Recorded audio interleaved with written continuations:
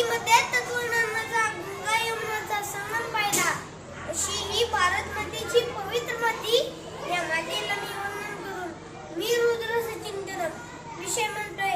15 August निमित्त हे काय गोष्टी सांगणार आहे ते तुम्ही शांततेने ऐकून घ्यावे अशी माझी विनंती.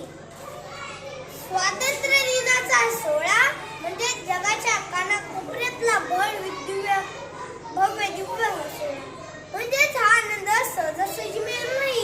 यासाठी अक्षरशः ज्यांनी रक्ताचे पाट वाहिले, या जुलमी इंग्रजांनी लाखोंचे बळी घेतले, कुणाला लाठीमार करून मारले, कुणाला गोळ्या झाडल्या, तर अनेकांना फासावर चढवलं. लक्षात ठेवा, त्यांनी बलिदान दिलं, भारत मातेसाठी रक्त सांडलं, तेव्हा कुठं आपल्याला स्वातंत्र्य मिळालं. पण आपण आज आयत्या पिठावर रेघोट्या मारणारे आपण आपल्या गावासाठी, समाजासाठी, देशासाठी थोडं तरी करतोय का? फक्त 15 ऑगस्ट 26 जानेवारीच्या दिवशी झटपट कपडे घालायचे आणि कार्यक्रमात जायचे. हे जाऊ दे हो, अजूनही बरीच माणसं वर्षातून 2दाच साधा तिरंग्याला सलामी करायला येत नाही, कारण की त्यांना वेळ नाही. त्यांच्याकडून आपण काय अपेक्षा करणार? देशाने आपल्यासाठी काय केले यापेक्षा आपण देशासाठी काय करतो याचा विचार करा. आज आपला देश भ्रष्टाचाराने निघालाय. कागदावर चांगलं वजन ठेवल्याशिवाय कोणतंही काम होतच नाही. दुसरी महत्त्वाची गोष्ट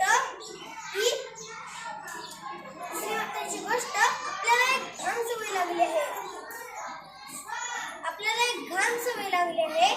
म्हणजे गल्लीत बसून दिल्लीच्या मग काम मात्र शून्य आणि सारे थांबले पाहिजे.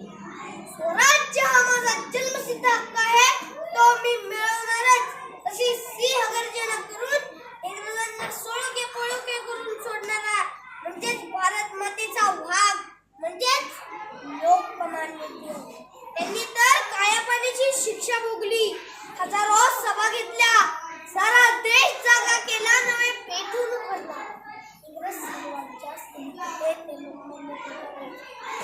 त्यांनी घरातील गणपती बाहेर आणून सार्वजनिक गणेश उत्सव सुरू केले, शिवजयंती उत्सव सुरू केले. आपण 150 वर्षांपूर्वी इंग्रज भारतात आले होते. व्यापार करण्याच्या उद्देशाने इंग्रजांनी आपले पाय ठेवला आणि नंतर आपला करून अख्खा देश ताब्यात ठेवला. आपण किती अत्याचार सहन करायचे. आपण भाग्यवान आहोत की इंग्रजांनी आपल्याला शांतता आणि आनंदाची भूमी दिली, जिथे आपण रात्रीला न घाबरता आनंद घेऊ शकतो. दिवसभर आपल्या शाळेत आणि घरात आनंद घेऊ शकतो.